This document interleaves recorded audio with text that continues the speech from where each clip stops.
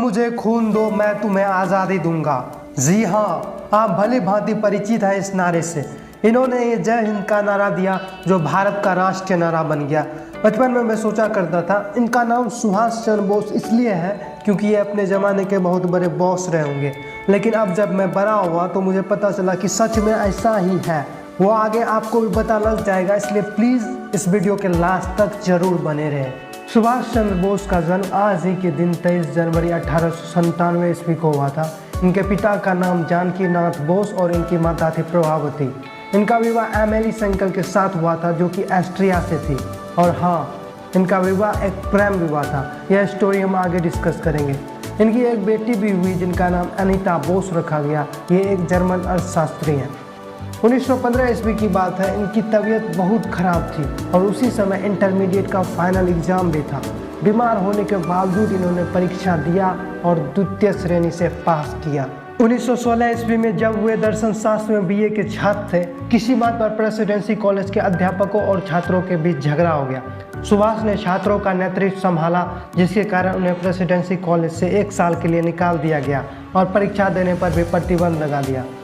49वीं Bengal regiment में भर्ती के लिए उन्होंने परीक्षा दी, किंतु आंखें खराब होने के कारण उन्हें सेना के लिए अयोग्य घोषित कर दिया गया। किसी प्रकार स्कॉटिश चर्च स्कूल में उन्होंने प्रवेश तो ले लिया, किंतु मन सेना में जाने को कर रहा था। खाली समय का उपयोग करने के लिए उन्होंने टेरिटोरियल आर्मी की परीक्षा दी और फोर्ट विलियम सेनालय में रंगरूट के रूप में प्रवेश पा गए। फिर उन्हें थोड़ा डर लगा कहीं इंटर की तरफ बीए में भी कम नंबर ना आ जाए, इसलिए उन्होंने खूब मन लगाकर पढ़ाई की और 1919 ईस्वी में बीए की परीक्षा प्रथम श्रेणी में उत्तीर्ण की। पूरे कोलकाता विश्वविद्यालय में उनका दूसरा स्थान था। उनके पिता चाहते थे कि वे आईसीएस बने। उनके उम्र के अनुसार उन्हें एक ही बार में आईसीएस की परीक्षा पास करनी थी और उन्होंने वो कर देखा, लेकिन उन्होंने कुछ समय बाद इस पद से इस्तीफा दे दिया। उसके बाद वे स्वतंत्रता संग्राम में कूद गए और दास बाबू के साथ काम करने लगे। उस समय दास बाबू कोलकाता के महापौर चुने गए और उन्होंने नेताजी को महापालिका का प्रमुख कार्यकारी अधिकारी बना दिया। अधिकारी बनते ही इन्होंने कोलकाता में सभी रास्तों के अंग्रेजी नाम बदलकर उन्हें भारतीय नाम दे दिया। बहुत ही जल्द नेताजी देश के एक महत्वपूर्ण युवा नेता बन गए। 1930 ईस्वी में जब कांग्रेस का वार्षिक अधिवेशन हुआ, तब ऐसा तय किया गया कि 26 जनवरी का दिन स्वतंत्रता दिवस के रूप में मनाया जाए। 26 जनवरी 1931 ईस्वी को कोलकाता में राष्ट्र ध्वज फहराकर नेताजी एक विशाल मोर्चे का नेतृत्व कर रहे थे। तभी पुलिसों ने उन पर लाठी चलाई और उन्हें घायल कर जेल भेज दिया। अपने सार्वजनिक जीवन में नेताजी को कुल 11 बार कारावास हुआ। एक बार जेल में रहते हुए ही उनकी तबीयत बहुत खराब हो गई। अंग्रेज सरकार ने उन्हें रिहा कराने के लिए यह शर्त रखी कि वे अपने इलाज के लिए यूरोप चले जाएं, लेकिन उन्होंने यह शर्त अस्वीकार कर दी और जेल में ही रहना पसंद किया। लेकिन उनकी तबीयत दिन ब दिन बिगड़ती जा रही थी, यह देखकर उन्हें रिहा कर दिया गया। 1932 ईस्वी में उन्हें फिर कारावास हुआ और उनकी तबीयत फिर से बहुत खराब हो गई। इस बार वे डॉक्टरों की सलाह से इलाज कराने के लिए यूरोप जाने को राजी हो गए। 1934 ईस्वी में जब नेताजी ऑस्ट्रिया में अपना इलाज कराने हेतु ठहरे हुए थे, उसी समय उन्हें अपनी पुस्तक लिखने के लिए अंग्रेजी जानने वाली एक टाइपिस्ट की ज़रूरत हुई। उनके एक मित्र ने एमिली सेंकल नाम की ऑस्ट्रियन महिला से उनकी मुलाकात करा दी। नेताजी एमिली की ओर आकर्षित हुए और उन दोनों में स्वाभाविक प्रेम हो गया और उन्होंने विवाह भी रचा लिया। एमिली ने एक पुत्री को जन्म दिया, उनका नाम अनीता बोस रखा गया। 1934 ईस्वी में नेताजी को उनके पिता के मृत्यु शैया पर होने की खबर मिली। खबर मिलते ही ये कोलकाता पहुंचे, जहां उन्हें फिर से गिरफ्तार कर वापस यूरोप भेज दिया गया। अंग्रेज सरकार को उनका यहाँ रहना बहुत खतरनाक लगता था, लेकिन ये यूरोप में रहकर भी शांत से नहीं बैठे।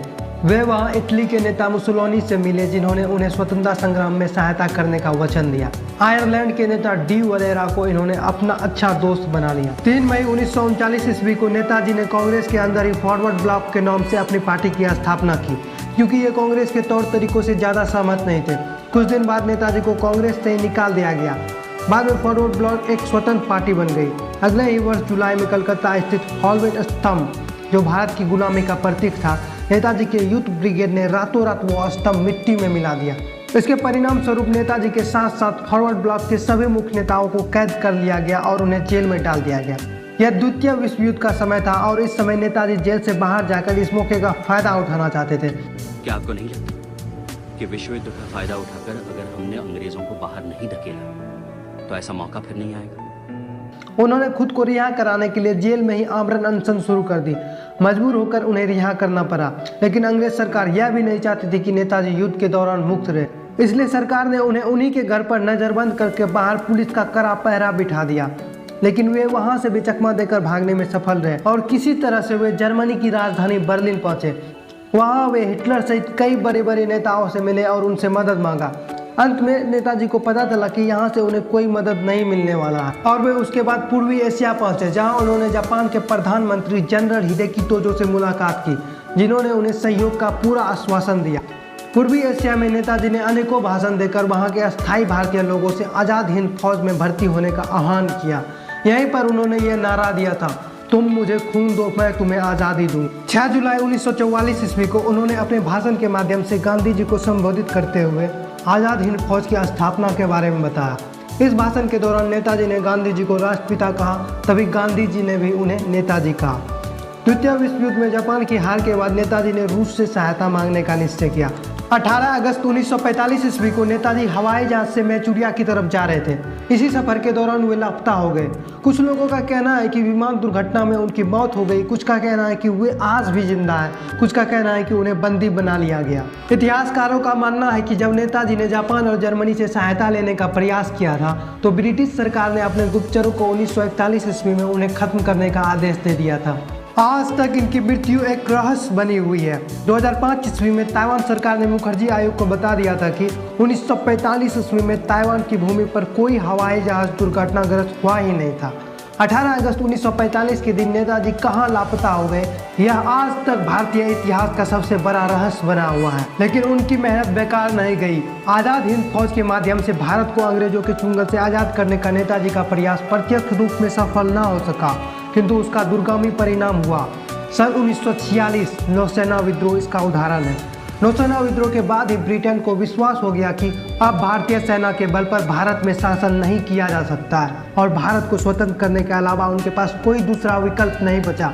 और इस तरह 15 अगस्त 1947 ईस्वी को अपना देश पूर्णतः आज़ाद हो गया। भले ही आज हमारा देश पूर्णतः आज़ाद है, लेकिन मैं आपसे पूछना चाहता हूँ, क्या आज इस देश को सुभाष चंद्र बोस जैसे नेता की जरूरत है या नहीं?